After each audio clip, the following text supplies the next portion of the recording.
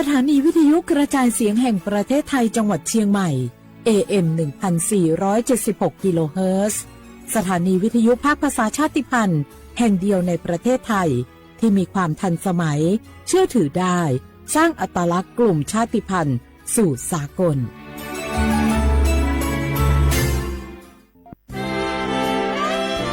ตลอดประวัติศาสตร์ของชาติไทยพระมหากษัตริย์ไทยทรงเป็นพลังศรัทธาทรงทำนุบำรุงและอุปถัมภ์ศาสนาให้เป็นหลักยึดเหนี่ยวจิตใจของประชาชนเป็นแนวทางในการดำเนินชีวิตด้วยความดีงาม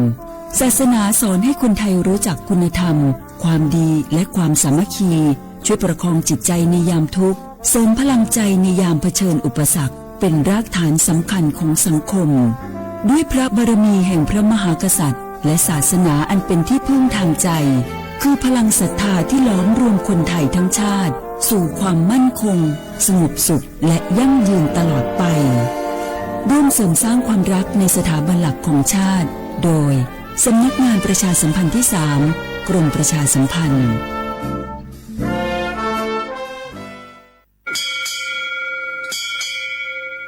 โอโบดะจ้าโอเบชเปอร์เหมือซุงคาก็ว่าย้อจงดูธรรมาสถานีวิทยุภาษาชาติพันธุ์แห่งเดียวในประเทศไทยทันสมัยเชื่อถือได้แล้วพบกันที่สวทเชียงใหม่ AM 1476 กิโลเฮิรตซ์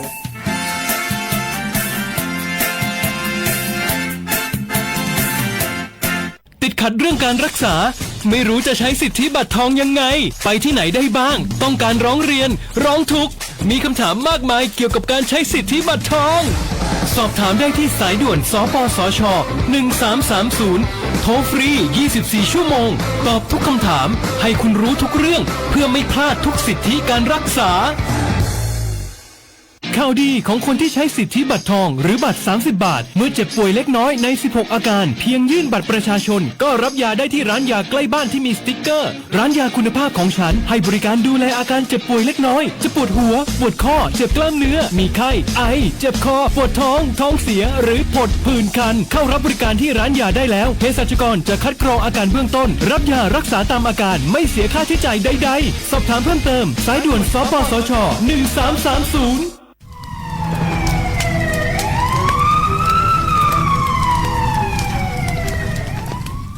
ชาว่าพวกมา30,000年我们家多可出边面嘛我们家吃懒来是别人啊กูจะเปอร์เซ็นต์我们家我老做饭家都错嘛อาทิตย์เนี่ยว่าจะว่ารู้สักอย่าง我们家ปีกว่าจะมือดูทุกชั่วมาอาทิตย์เนี่ยก็สักทุกชั่วมางอาทิตย์พวกทุกชาเวทีมาความเนี่ย PM 2.5พิลามาอาทิตย์เนี่ยว่าเราช่วยให้คนอยู่ในจ้าอาทิตย์เนี่ยว่าเราช่วยนาพิลามามีความเสียจะไม่คือโรคหัวใจโดนว่ามันเลยโดนเนี่ยคือสมองเสียมาโรคปอดใกล้มางอาทิตย์แรกงบปัญญามาสายาสถาบันวิจัยวิทยาศาสตร์อาทิตย์เนี่ยคือเทคโนโลยีแห่งประเทศไทยไงย่าวุ้ยชอบมาคือมาคือแต่คนแรกยี่จอละโคอัตุทัดสูมีฉากขนาดมาเดี๋ยวจะมาเมื่อเขาลิปาลินมาเป็นซาบิวงามันยี่จอสูงงปัญญาคือวชงสำนักงานวิจัยแห่งชาติงา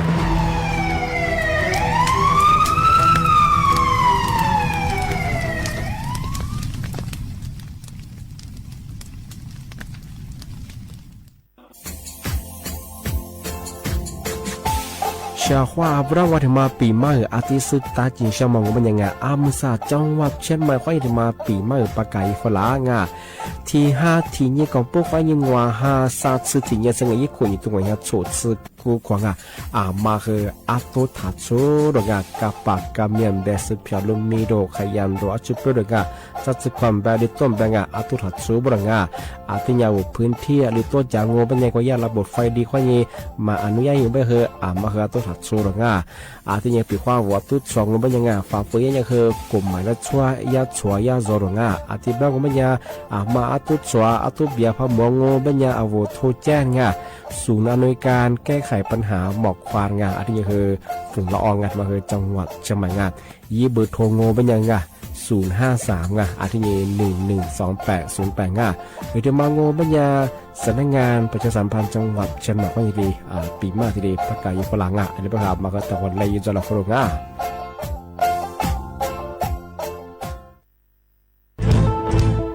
ช เชียร์ว่าบุงอามาสนใจลงโฆษณาทาสถานีวิทยุกระจายเสียงแห่งประเทศไทยจังหวัดเชียงใหม่อาวสถานีวิทยุกันบัญญัติยี่เสียคือเสืออาทิเยยี่สัญญาณว่าคือหูยาคือยิบเป้งาเทวพื้นที่จังหวัดเชียงใหม่ยังง่าอาทิปัญญาอามาสนใจลงโฆษณาช่องบัญญัติติดต่อที่สวทเชียงใหม่ง่ายิบเบอร์โทรบัญญัติคือ053-276-0685อาทิเย0922468579ง่า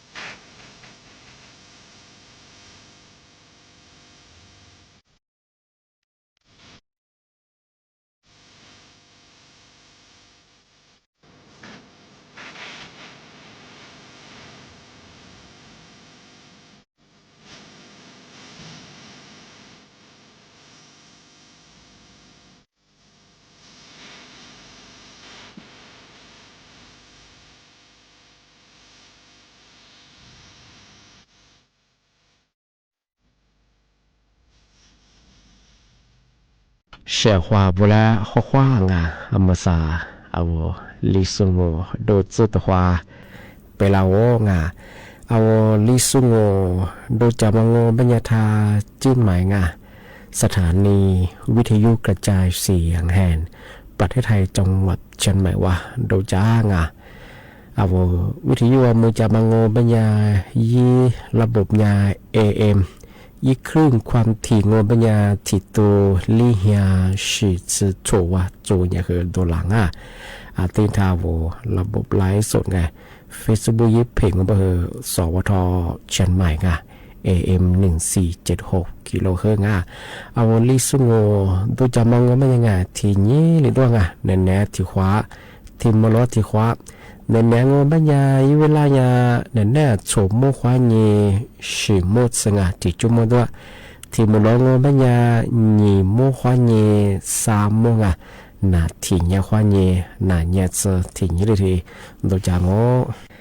ทีนี้นี่มีทีนี้โงบัญญาลิโซบางบัญญาที่หาสื่อสารนี่มีทีนี้บ่เขินยังไงยุโคนี่ตัวนี่จะโจโคท้ายบางบัญญาสร้างหาทีนี่มีทีนี้บ่หนานี่ทีนี้มาเตี้ยโงวันอาทิตย์ที่1ไงเดือนมีนาคมพศก็คือ2569ที่คมมาง อาทินี้งานี่เนี่ยเฮนาราเธอมาปีมาอาทิสตาเจนชาชของงามาเฮจามโมชของงามาเสียเห็นยี่บ่เฮมาเฮมาเสข้ามมาชของงามาใส่ยี่ข่าวธรรมดุลางานอจังหวัดเชียงใหม่ไงนออำเภอแม่อายตะปูวังอาทินี้จอจิงให้ถึงกลางมาใส่ยี่ข่าวธรรมดุลามางงเป็นยังเธอลาโซนีสองมังงนยาเจ้าที่เครือข่ายที่สัญญาตะปูเจ้าหน้าที่เป็นยังไงว่าคุณเฮียยี่เฮียจัดกิจการว่าสัญญาแล้วว่ากลุ่มมิชฌาชีพที่แก๊งสแกมเมอร์ตัวว่าจะเชื่อให้ความรู้ที่ดีเป็นยังไงอาทิตย์แบงก็ไม่ยาพอเฮก็ไม่ยาอัตมาเฮสัญญาแล้วอยู่ยาเบอร์ข้าเป็นยังเฮีย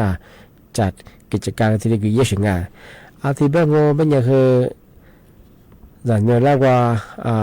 ยี่ซีนไงซีนเนี่ยมาที่มาแจกกับชาวไงที่มางที่ยาจ่ายไงสุง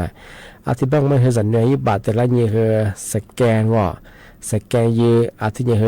สัญญาละเฮกว่ายี่สแกนหน้ายังมาเฮยิงสัญญายี่บาทมาคนยากว่า你撒花得些什么你撒花也什么ที่ยี่บาทมางอันที่ว่าสัญญาว่ายี่ซีนเนี่ยมาเก什么อาทิตย์แบงที่ยาสัญญายี่บาทมาสแกนแล้วก็ยี่ซีว่า你สมัยยี่เนี่ยยาเตะ什么อาทิตย์แบงที่ยาจะบอกว่ากลุ่มจีนเทาแกนสแกมเมอร์ที่ได้ยินตัวฟูจ้าสิอาทิตย์แบงกูเธอที่ซีมาเขาเนี่ยสุดท้ายโทเนี่ยก็จำมาที่เยอะใช่ไหมอาทิตย์แบงกูไม่ยาเธอมาสักกูถึงยังกูละผู้เสียหายไงยาคือยี่เบอร์มาตั้งยี่แจ้งความอยู่ใช่ไหมแค่ยาสตันหนูให้เบอร์มาตัวสอยยืงกูไม่ยาสันเนี่ยสิ่งนี้สิ่งว่าขวาสิ่งนี้ขวาที่ห้อเสียใช่ไหมแค่ยาว่าสุกูละตัวนี้ไม่เคยถือนออำเภอแม่ไอ้ตะบัวไงที่ยินจอจังหวัดเชียงรายบ้างยาไปเหอะไรเนี่ยคู่หิ้งยาเหอะไรนี่การสังเกตที่ยาผู้เสียหายว่าจะเนี่ยยาเหอะไรเนี่ยนี่เหี้ยวมันสังเกตที่ยากูเห็นยาหลักสุดฟังว่าจัดกิจการเย่เป็นยังว่าคู่เหี้ยเดี๋ยวแล้วเนี่ยคือจะเนี่ยว่ายี่บาทแต่แล้วเนี่ยคือสแกนยังมางจะเนี่ยสแกนมาคือที่ว่ามาคืออะไรนี่สมัยยาชงไงอันที่เป็นยี่สิบมาคือจะเนี่ยสิ่งที่มาเกิดใช่ไงอันที่ว่าจะเนี่ยยี่บาทว่าจะสั่งมาทำไมยี่สิบมายาแต่ยังคือยี่ยาสมมติว่าแต่ยังกว่าสู้หรือยี่สู้แต่ละมาข้าสุดที่วัวจ่าเชิงไงบางคนเธอคือว่ายี่เบอร์มันก็ยี่สุดถูกก็จ่าเชิงชอบงานอาทิตย์แบงก์เป็นยามาซายาผู้ปกครองเจงาพอส่วนนี้ทีเดียแจ้งความทีตาบรงยาเป็นยาคือจันเนี่ยยาผู้เสียหายยาคืออะไรยาคือนี่ยาว่ามาซื้อทีเดียจัวว่าเชิงไง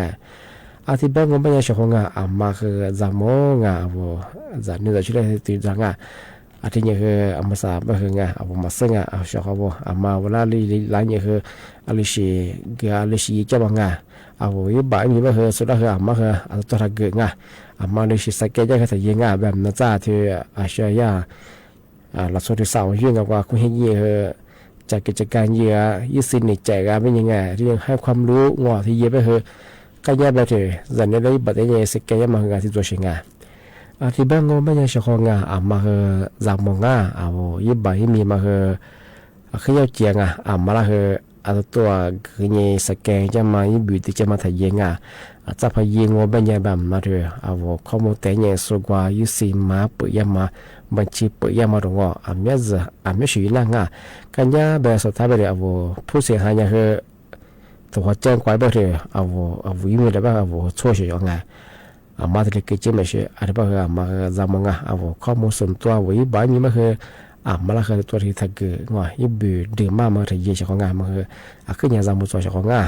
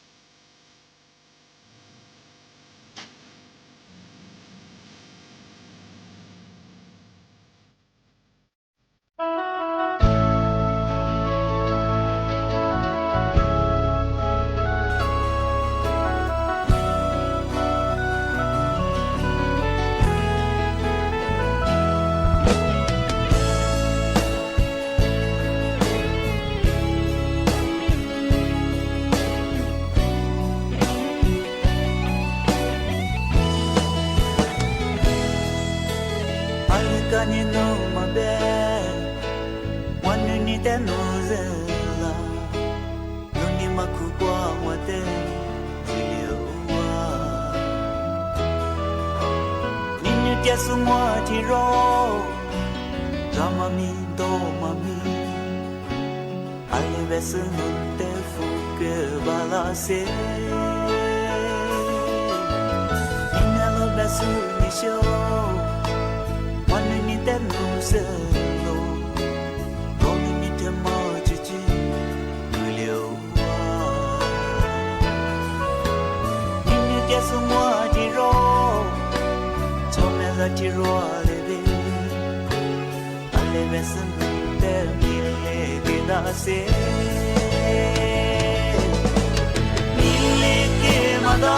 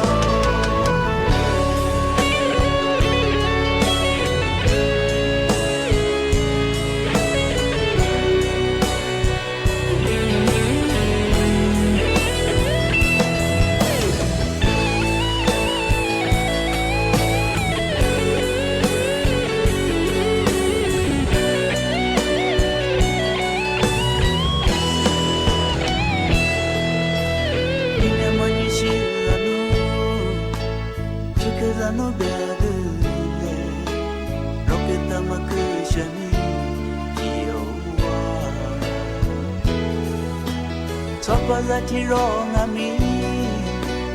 ya ni je che la lo ale ves no te mi le que da se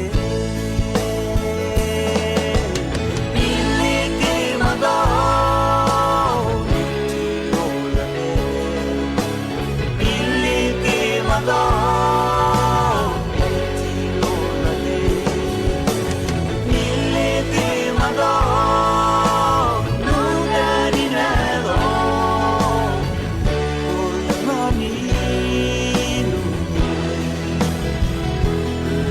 Hello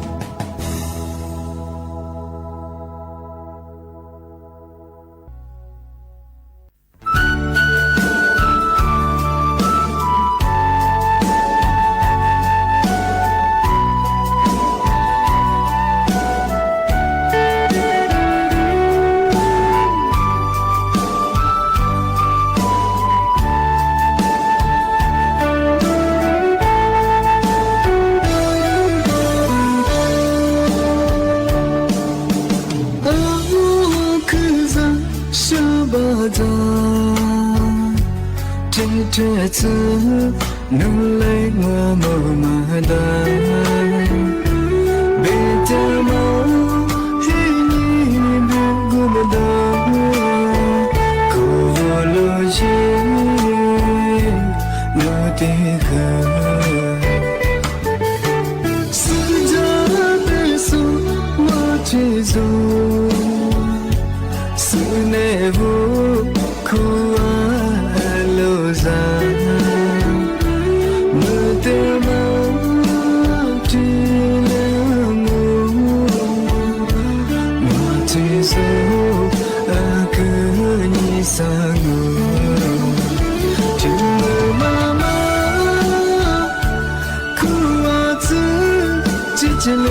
是家的天天，你妈鼓动我妈做，古天别看的咱们，天没比啦，心里可以比我路，天越杂拼，两地情。走路，去哪位？是家的马，紧紧路提走，让我你马上可。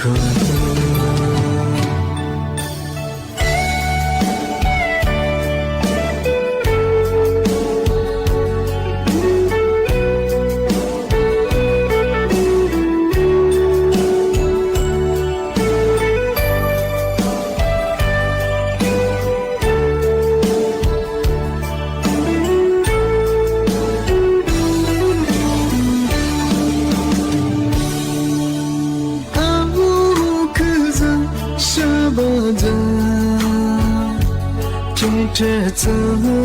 努力我冇马达，别的梦与你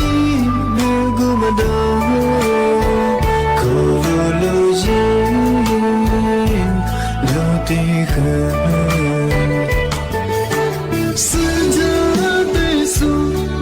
之中，思念无苦啊路上，我的梦体了我，我之中啊个你啥我，就妈妈苦啊子，只只泪泪是这对。你妈鼓动我妈走，不知别个就咱们，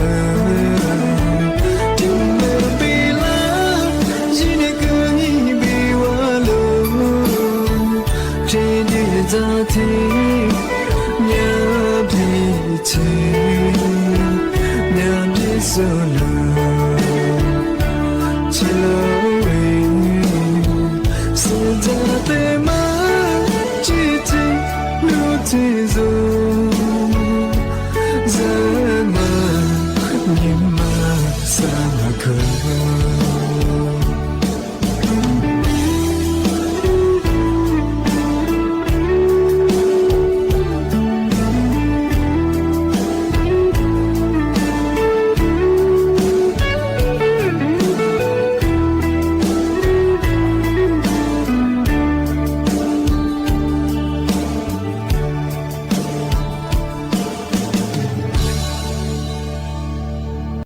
新年但是后边小伙伴也是得初几这个啊得比个小伙伴们生下我他怎么办么呀啊皮米艺术办么呀啊你他妈说我们家生下嘛做不成哎我得嘛做后年嘛哎做的可以说后我可以讲的人说嘛没别讲呀啊这边你可以一个就做别人说目光我他怎么样哎那么写了你写大河到一个大河啊小别说呀我写到天我那么关注你一坡的也是来说了嘛是你你比这个人搞的说个是是你所以啥老出有时候安利的高和讲我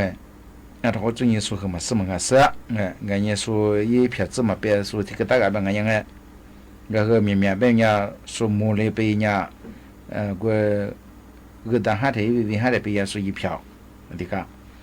第二遍小伙伴拼命的忙我们也一么抓啊帮个啊拼命的忙我们也啊是你一么抓一季的嘛个得了嘛是你嘛咋个一抓帮个一抓嘛不多做你老出标啊拼的嘛我做你个面子抓嘛一季我个一买嘛他也没分还有一定的啊比如做你下单一方面我们也的嘛我咋被人陪那块只那块些客户呢，欢迎一直面呐，么呐，这个就可能啊，这个，些的嘛的上面呀，啊，我那咋个可变啊？啊，这个，啊，头这些小伙伴啦，那比妈妈皮面呀，他呀，说的呗，啊，皮面也不怎么办，那把你怎么出去，嘛出动啊，是个么的，40多岁的去年这个路我是得个，俺们啥我得我们呀。富完了是个么啦？对么呀？啊，皮面他也说的别啊皮面也别么呀？啊，面子别那个，提着买数字所以别数字别我和追我了，你这么呀我和这个买错数字么的别数字别对我那出面对皮呀，咱家会不会国家的这个咱们别人咱们人呢？也是么家个我你嘛少对么呀？啊，皮面们听么呀？他一啦小伙伴。刚才买的是我和弟子们呀，小伙伴们这次别么样刚弟弟们关注呀，别呀，妹妹啊，别么和没能么故说，么故人家说呀，那个没能么和做么故说痛苦个嘛，小别人里前面话都别话，我按做出刚弟弟下面呀呗，是和没是多年的去嘛呢，小嘛别都别在哈是的子，对么呀都别呗。痛苦的嘛个，嘛还嘛投资业我们呀，嘛投把人家那么关键的，我们的嘛来打巴掌按照打巴掌我们也小伙我来出，想哈的呀，讲要交，想哈比我拿票，没来票，也得外面适合别皮囊啊都可的嘛。要没有小伙伴，就嘛那个嘛爱茶和肠啊，我们的嘛补茶。都的讲哎，都最近小伙伴多的嘛，我们家多他出他关哎，他出票个2600块，嘛出当买他出外面个的我床么块几么光每年没条块对么光每年块对么每年这个哈，这块对是我旁边我们家小伙伴那个的别个哎，我说茶嘛我们家我们也嘛管么也哈哎块对嘛这个我们家小伙伴的别个小伙伴。你他出门哎，就是你的次出门拉你至少次你次过他不哎米呀的天我们家米炒个第二个别快对个别原木学生的我们吃快对大嘛我们家一起了我们家一杯费我们吃那快对我是都我们家是因为自己嘛好我做年适合你他对人哎，你他女样呗是都和米里的款呗哎，适合看啊，们上妈妈学，们上我们家是都和么哈一杯的说够啊，的讲说你的茶我们上我们家那次天哎么了，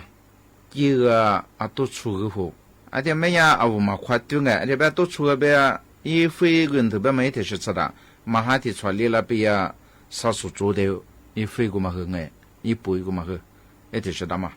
对我家我一到我们家有多里到这一口空，我们家一分没到。对我们家是都么我咋？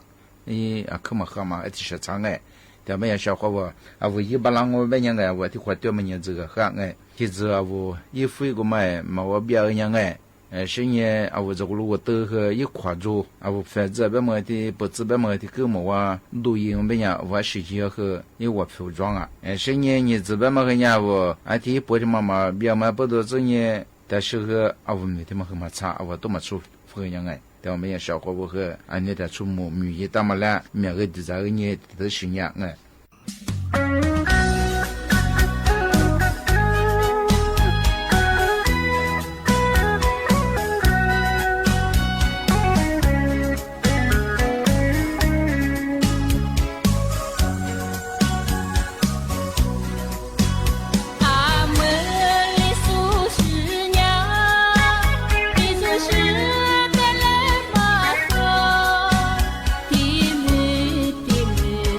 mi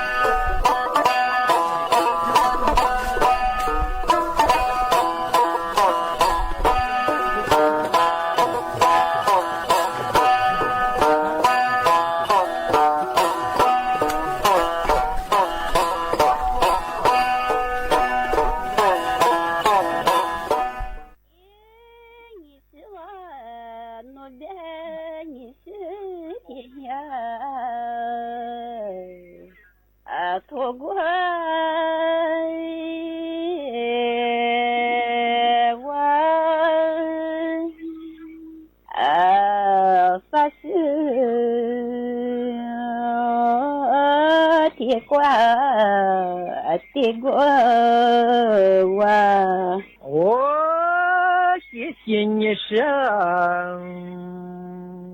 你我和我仨妻子过一肚子来活，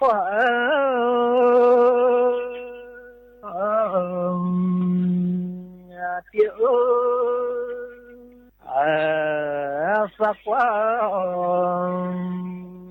也难忘。来月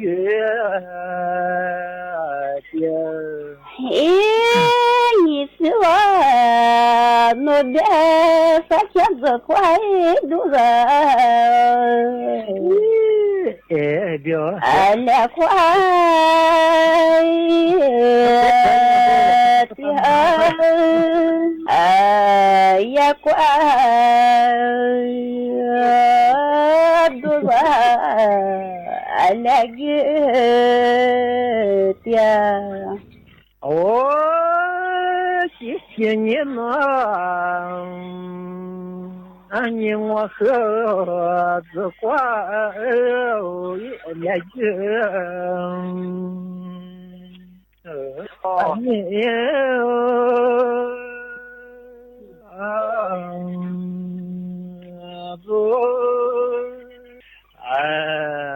撒花来云，的毛三呀路。我别拿我的个来快的嘛，三爷子。来个的嘛，三 О, Кикинину, они хасане,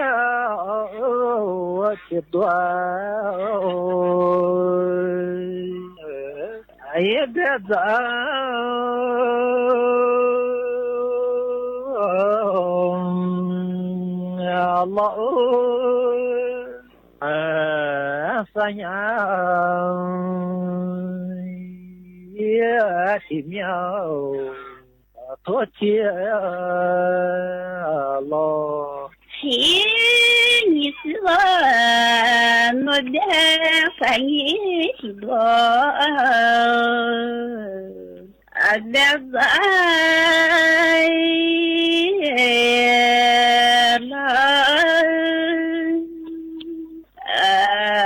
反应前面多点了。我给你想，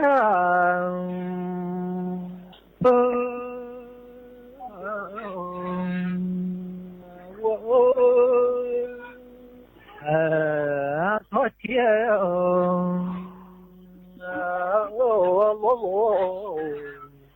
撒谎我。嘿，你是我努力的在梦不怪我昨天露露哎呀怪我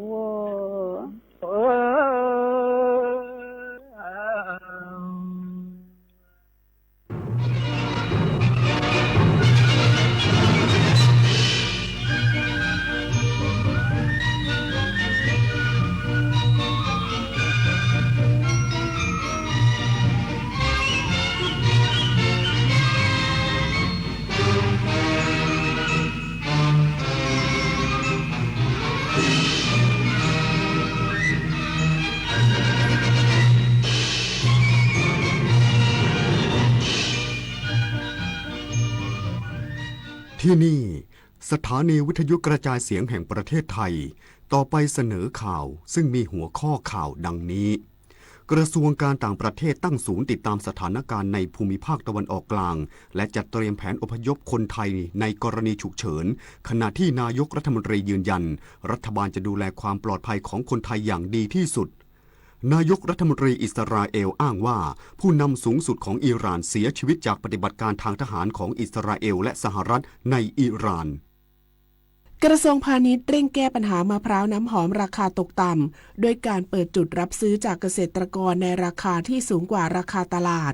ควบคู่การปราบปรามกิจการมะพร้าวที่เข้าข่ายเป็นนอมินีฟุตซอลหญิงชิงแชมป์อาเซียน 2026